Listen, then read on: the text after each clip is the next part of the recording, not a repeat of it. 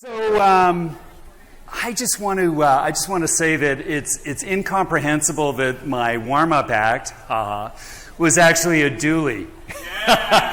What can I say? What can I say? Anyhow, wasn't she fabulous? Would you mind giving it up for Sarah? Absolutely. So we have a couple of options today. One of the things that matters mostly is that I haven't got a clicker for my. Oh, beautiful, thanks.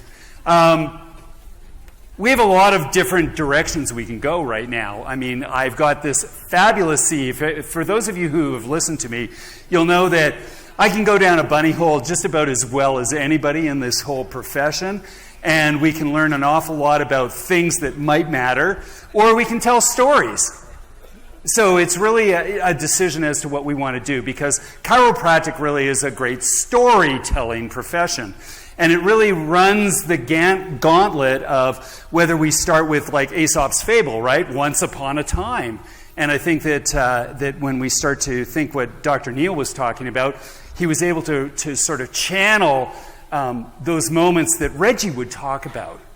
And I have to live up to something, because in 2019, I think was my last time on the stage, I was able to invoke some incredible power here, right down to where the lightning struck just as I was talking at that moment. And I'm hoping, and I really am hoping I can pull that together this time too. So I need some energy from you all. The second thing that we know is that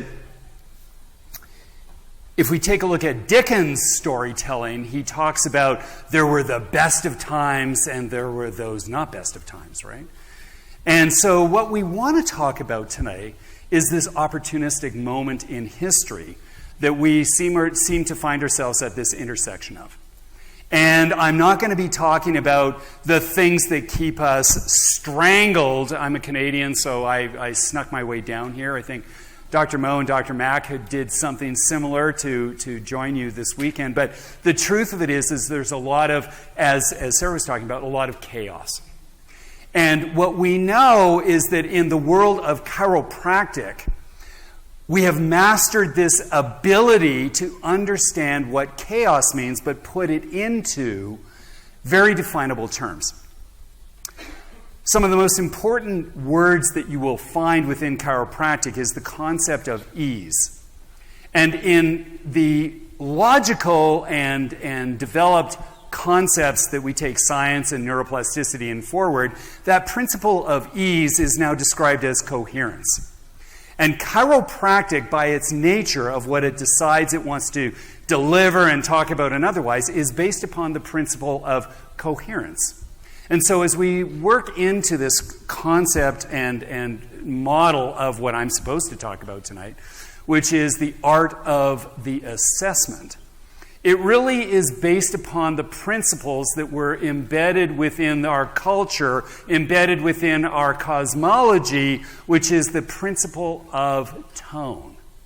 And when we embrace the concept of tone, it allows us to have this remarkable scientific modeling that allows us to think, well, what tone of? And what we know is that what Neil was talking about and said very clearly is that we live our lives through the nervous system. And so if we ergo, through deductive logic, say, well, if we understand what the tone of the nervous system is, then we can describe what a coherent model looks like. And if we understand coherence, then we can understand ease. And when we understand ease, it's like black and white, right? You have to have the ability to contrast in our mammalian brains this concept that we can't really understand what is if we don't understand what isn't. That's the binary perspective.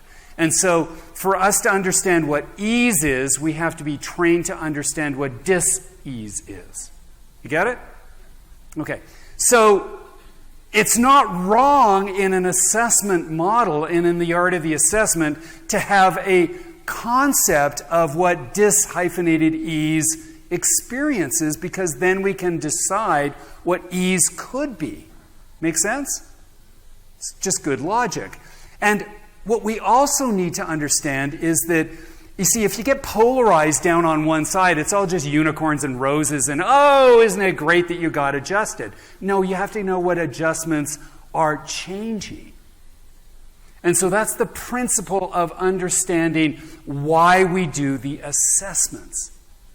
It isn't to find out if they are perfect. We know they're perfect already.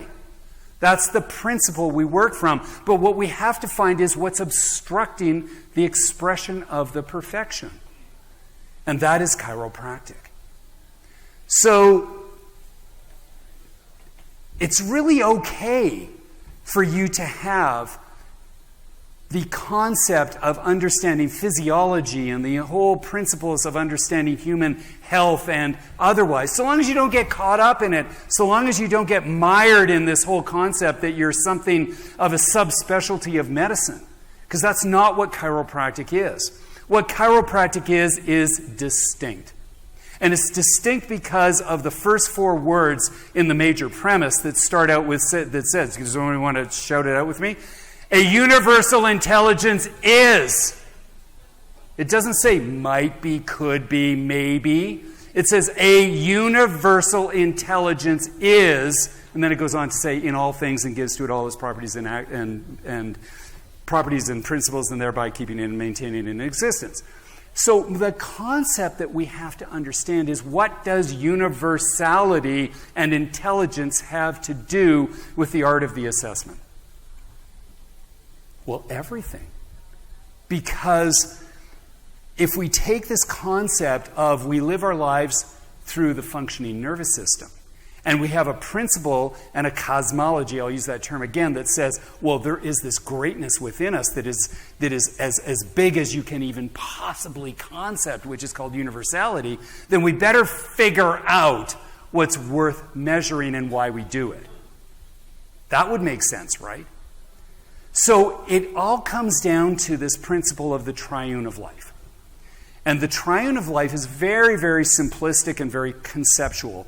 But again, it's what the principles and the philosophy talk about, and that is that the outcome of a triune of force, intelligence, and matter is what? Life. Life. It's an indescribable experience, but it's real because we are living people. We don't really understand it, much like we don't really understand what health means, do we? Oh, there's the different definitions that could be associated with what a perception of health is, but does anybody really know what health and potential mean? Well, there's a definition, but what are the parameters that we can measure? There's a lot of latitude in there, so we as chiropractors don't have to get hung up on talking about absolutes, because if somebody is not in an absolute like that, well then we've betrayed the principle of potential. You see, BJ was very, very clear when he said there is no room in chiropractic for the concept of maintenance. How do you ever maintain human potential? It's impossible. It's an exploratory experience. Now, I got 26 slides here and I haven't even figured out how to get one of them up yet. Let's see what we do. Hippocrates made a very simple statement. He said, life is short, art is long. This is really important because it is the duty of the physician not only to provide what he himself, pardon the he, must do, but to enable the patient to do their part as well. That's sort of strictly obvious. You know, that's this whole concept. But look at those first statements. Life is short, but art is long. Art is an enduring experience. Life is short, but if we apply art, and art has the endurance of legacy, then we have imbued this human being with not only the art of feeling better, but the art of living fully. And that's what you have to make a decision as a practitioner as to where you stand in this continuum between feeling. Sure, there's things called function. But what about performance and potential?